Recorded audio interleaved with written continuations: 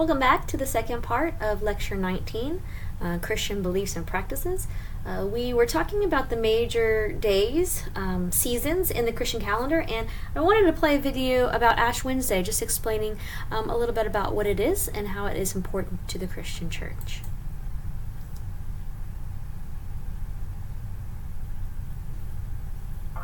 Let's suppose that you're writing a really important email to a colleague.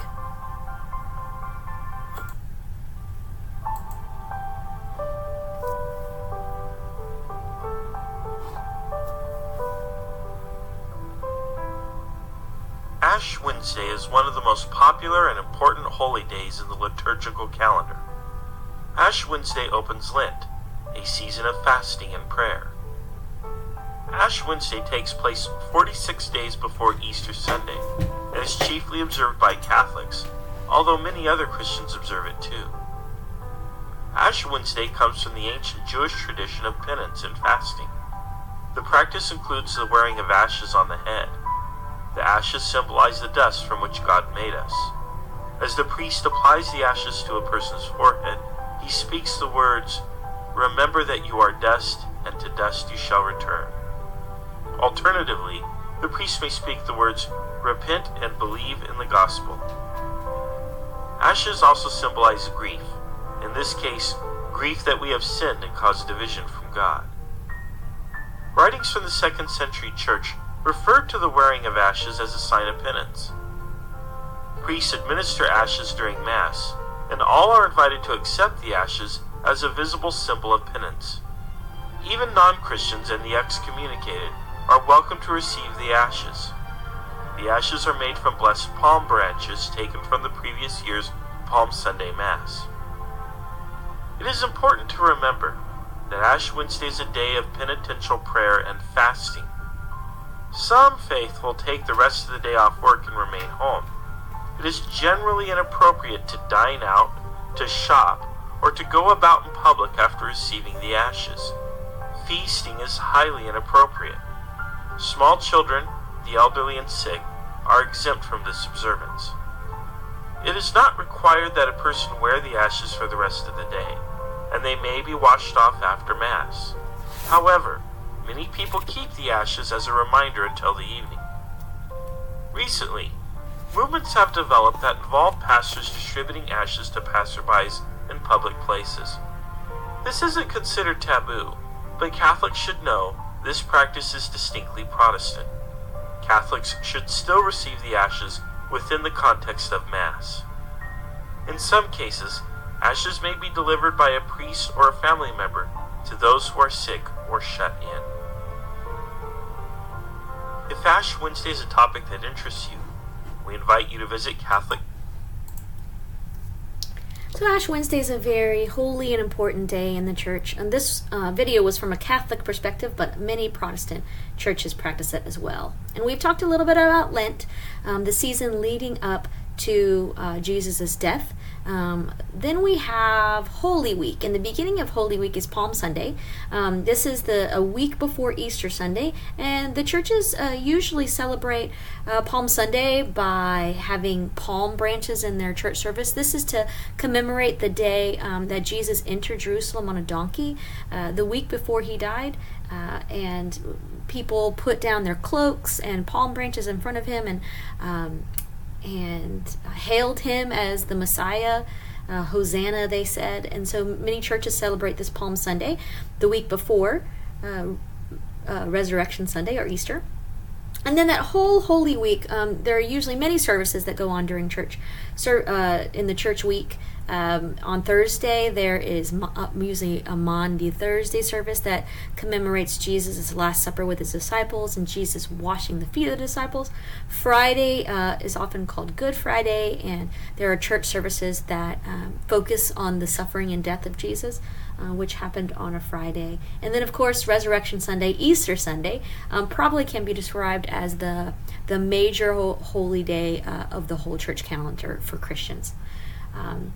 There are several other days that are important in the church calendar. Ascension Day, which remembers Jesus ascending into heaven 40 days after his resurrection.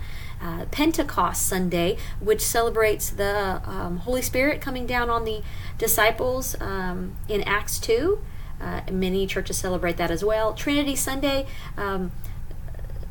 talks about and celebrates the Trinity, the triune God, which we'll talk about a little bit more in the next couple of lectures.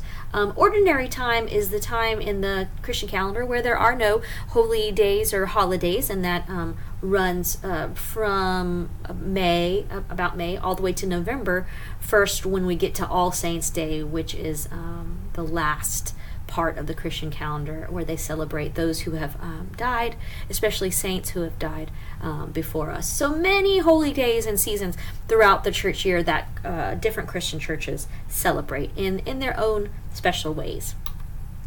Our last slide here is going to cover that second part of the chapter on Christian beliefs.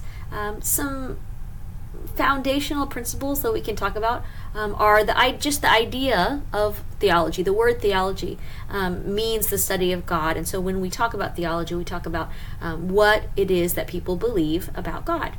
And it's important to note, as our author says in the textbook, that belief in God, a conviction is another word for this, is not just an academic exercise. It's not something we just think and believe in our minds or in our hearts and do nothing about. It is actually performative, and that is an important part of the Christian church, that we do not just believe things, but we actually act on those. Faith involves action, following in Jesus' footsteps and loving God and loving others. It's not just a matter of saying, I believe in God.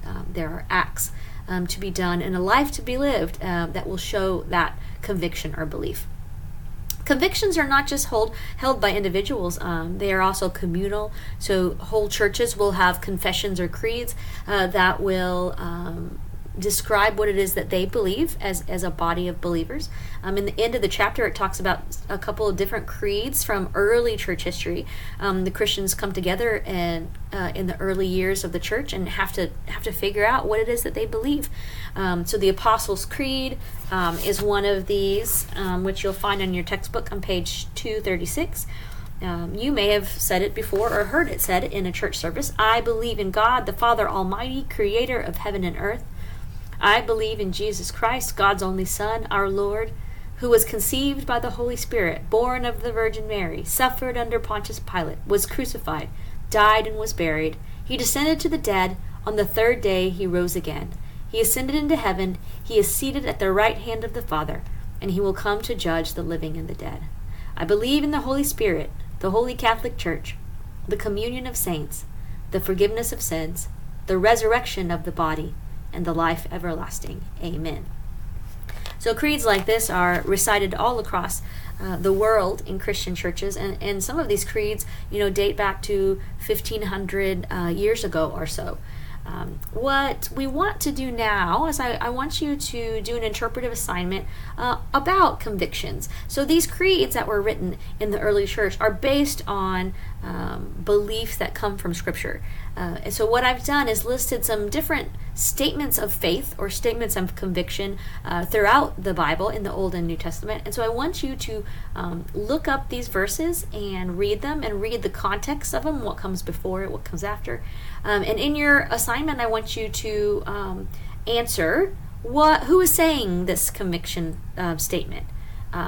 What are the core beliefs, or what is the core belief that is represented here? And this is not an exhaustive list at all, but it is to give you an idea of some of the passages in Scripture that creeds can be based on, and how it is that there are statements of belief throughout Scripture and then also throughout church history.